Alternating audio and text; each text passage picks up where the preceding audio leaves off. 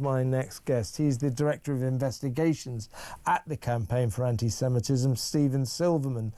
Stephen, you know, even by the BBC standards, this is an outrage, isn't it? It's very simple, Kevin.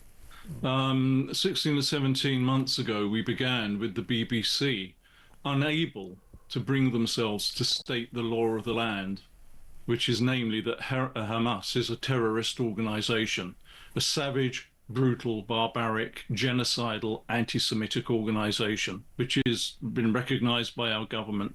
The BBC could not do that. And now, with this documentary, they have actually become spokespeople for Hamas. And you're quite right. Once again, as is always the case, they are being allowed to mark their own homework. This needs an independent inquiry into not just this issue, but the whole topic of their bias on this particular subject. And it's nothing new.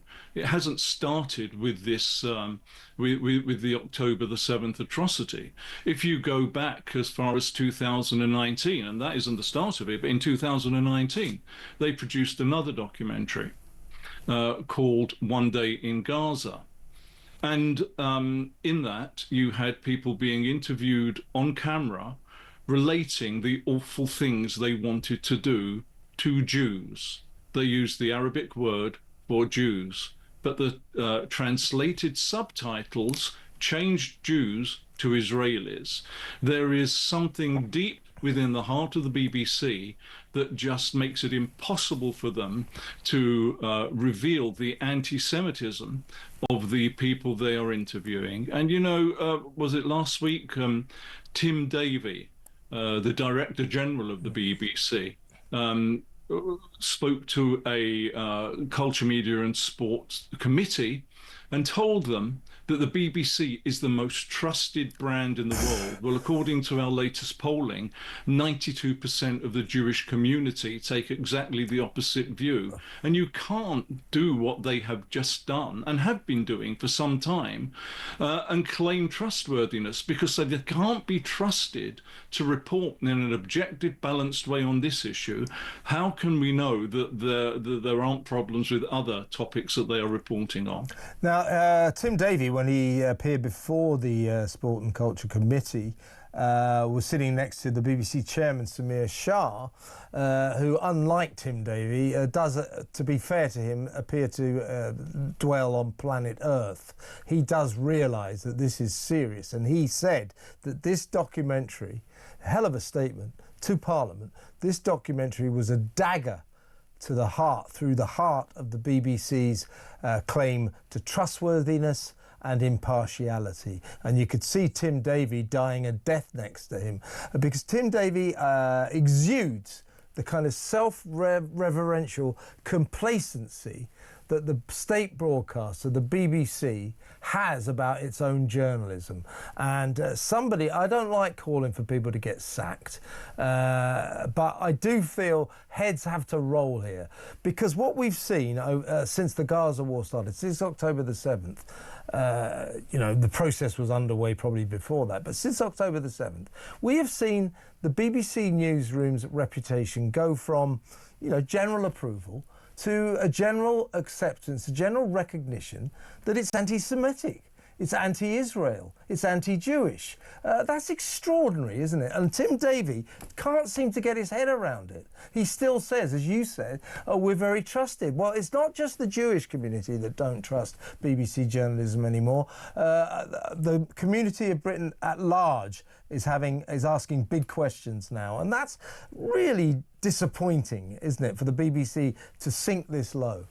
There's another angle to this, of course, which is that the greatest atrocity committed against the Jewish people since the Second World War has resulted not in empathy and sympathy, but in the greatest outbreak of anti-Semitism since the Second World War. It's been fueled by narratives on social media, which have been amplified by the BBC and also some other large broadcasters as well. And in that respect, the Jewish community, through the license fee, is being forced to pay a contribution to the anti-Semitic hatred that is being directed at it. It's completely unconscionable. And in your impressive adverts, they must have cost a few quid, by the way, didn't they? Well, look, this is why Campaign Against Antisemitism exists. Zero tolerance for anti-Semitism is the motto that we live by, and we will do whatever it takes to try and secure that aim. You're right; those adverts were very expensive, but for a charity such as ours, it's pointless raising funds if we don't spend them on worthy causes such as this. And you didn't spend that money lightly, I know that, but in the adverts you call for a suspension of the licence fee. I would certainly back that. How would we go about bringing that about? There is a petition which you can sign, which calls on Lisa Nandy, the Secretary of State for Culture, Media and Sport, to suspend the licence fee while a proper investigation is carried out and we can be reassured that money is not being funneled straight into Hamas. And a link to that petition can be found at the Campaign Against Antisemitism's website, which is antisemitism.org. Okay, you spoke earlier about the sort of general rise of anti-Semitism in this country, which, as you pointed out, is extraordinary, strange and counterintuitive. This should be a time when those of us who are not Jewish should be gathering around our Jewish community and supporting it. I mean, I live near Golders Green, so most of my neighbours are Jewish. It's a natural process for me. We should be processing. And I've got neighbours who are 65, 66 years old, lived here. I mean, you know, so they're Jewish. They're British. That's what they are.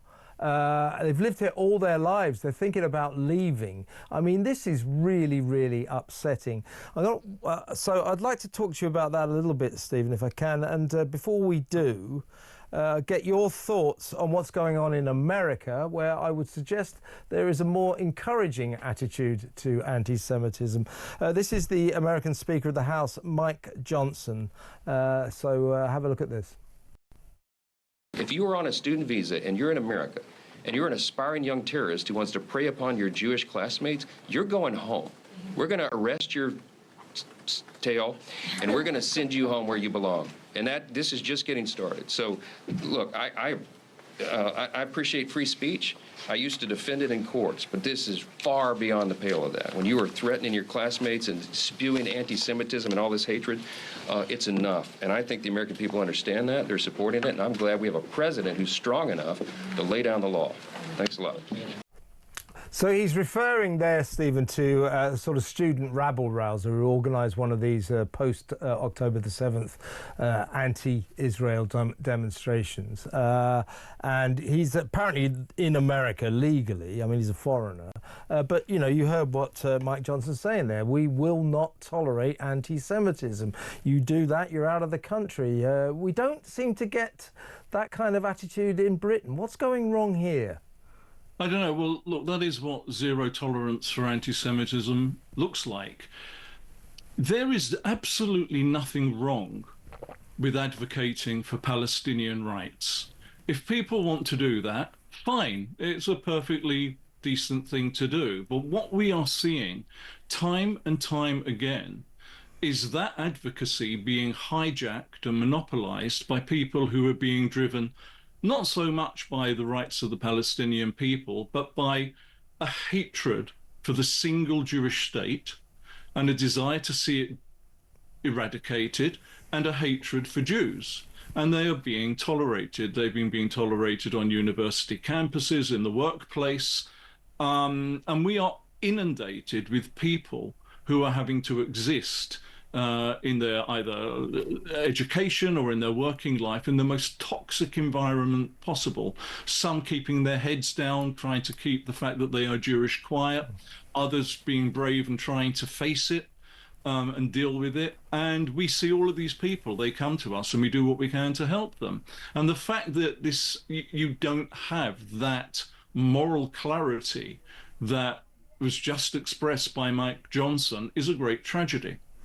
Agreed. Can I just, before you go, thank you so much for joining us tonight, Stephen. Before you go, my colleague Isabel Elkshot is in Israel at the moment, and she's been reporting that it looks as if the ceasefire or the potential for peace is in a lot of trouble. Due to the fact that the Hamas terrorists are still playing games with the hostages, and Israel is getting, or its patience is being tested. She says it's only a matter of time before basically hostilities resume, the war starts again. Would that be your understanding of the situation? Look, I have no actual insight into what is taking place. I just know what I'm reading in various places, and probably in very much the same way as you do. But what we can do is look at past history, and Hamas being Hamas, it wouldn't be surprising if that were the case. Indeed. Stephen, well, look, good luck with your campaign, with you all the way, Thank you. and we will talk again soon. Thank you so much. Stephen Silverman, Director of Investigations at the Campaign for Anti-Semitism. Let me know, there's something going really, really badly wrong with the BBC. I know we're always having a go at it, Gary Lineker and all that, but this is, they've crossed the line now. By the way, 200 showbiz celebrities, brave celebrities, because the usual celebrity line is, oh, it's pro-Palestine, or awful Israel and all that.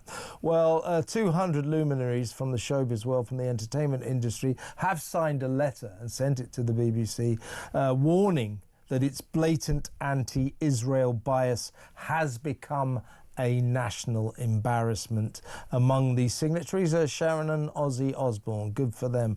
Do you agree that the BBC's anti-Israel bias has become a national embarrassment? 0344 499 1000. Let me know what you think. We're taking your calls in just a little while, about 10 minutes.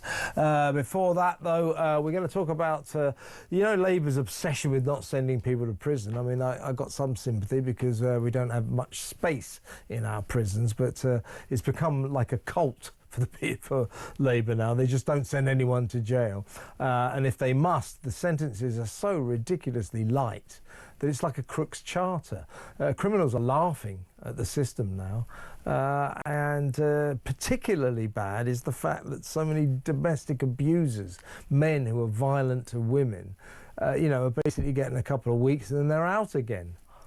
Surely we should be giving them deterrent sentences, I don't know, like life. Or, okay, let's be more reasonable, 5, 10 years, something like that.